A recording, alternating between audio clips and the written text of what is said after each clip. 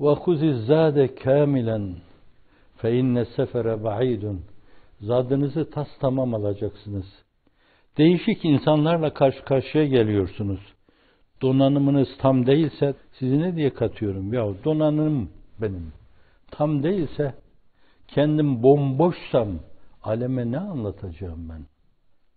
Onların çağın ilka ettiği, nefsin ilka ettiği, şeytanın bir yönüyle ilka ettiği şeylerine karşı, yaralarına, berelerine, virüslerine karşı, benim elimde o mevzuyla bilgi yoksa şayet, reçetelerim yoksa, ben çağın insanı değilim ki, bugünün insanı değilim ki. Bu aynı zamanda belki o zadın tas tamam, kamilen alınması meselesi biraz da halle alakalıdır. Temsille alakalıdır. Mükemmel yaşamakla alakalıdır. Onu kendimize giydirmekle alakalıdır. Bir yönüyle kendimizin hali haline getirmekle alakalıdır. Şimdi biz bu mevzuda bomboş isek şayet, zadımız, zahiremiz yoksa o uzun yolda yolculuk yapamayız. Bir yerde devrilir kalırız. Bu açıdan çağın ilka ettiği zihinlere bir sürü problem var. Bütün bu problemlerin üstünden gelebilmek için sürekli müzakere, sürekli okuma, sürekli düşünme, mülhitten mürtedine kadar, ondan materyalistine kadar, ondan naturalistine kadar, ondan pozitivistine kadar, hepsinin bütün problemlerine diyebileceğimiz bir şey olmanın yanı başında, aynı zamanda peygamberane bir tavırla, örnek tavır sergilemek suretiyle inandırıcılığı korumak lazım. لِمَ تَقُولُونَ مَا لَا تَفْعَلُونَ. Güzel şeyler söyleyebilirsiniz ama yaşanmıyorsa inandırıcı olamazsınız.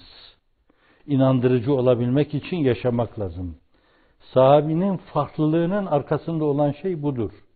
Yoksa bağışlayın, atın, katırın üstünde Hicret-i Seniye'nin 50. senesinde bütün Horasan'ı fethediyor. 80. senesinde Hicret-i Seniye'nin 80. senesinde bütün Asya bir yönüyle İslam'ın o mübarek bayrağı altında toplanıyor, bir araya geliyor.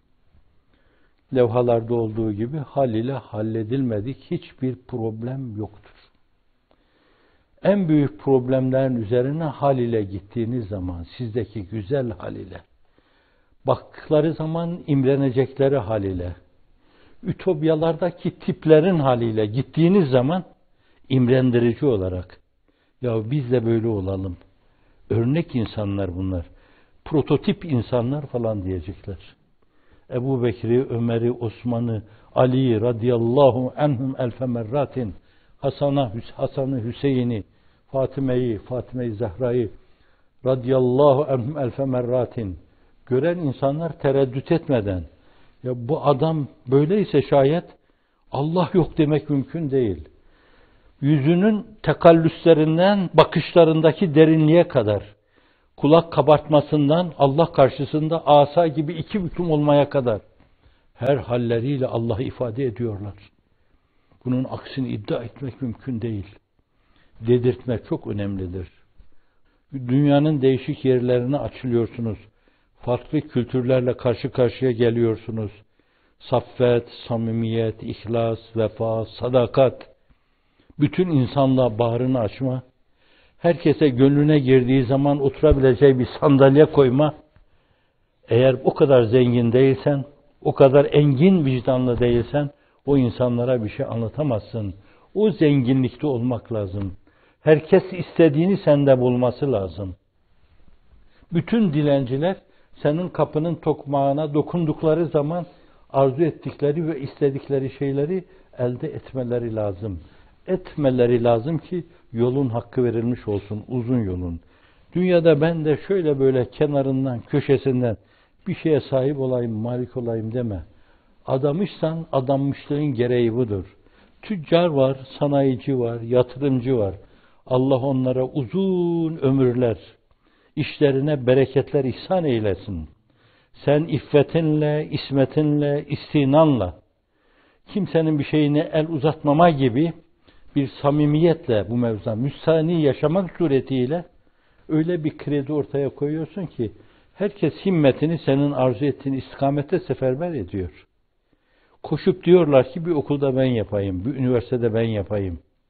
Buradaki bu problemi ben gidereyim diyorlar. Bu açıdan adanmışlar. O türlü şeylere katiyen meyil etmemeliler. O türlü şeylere meyil etmeleri gerekli olan şeyden 2 adım geriye gelerek daha donunda bir şeye serfuru etmeleri demektir. Allah rızasının ötesinde bir şey var mıdır? Onu hoşnut etmenin ötesinde bir şey var mıdır? Namı Celili Sübhani'yi insanlara duyurmanın ötesinde bir şey var mıdır? Ve istinadan daha güzel bir şey var mıdır? Bu açıdan o mevzuda da yük hafif tutulmalı.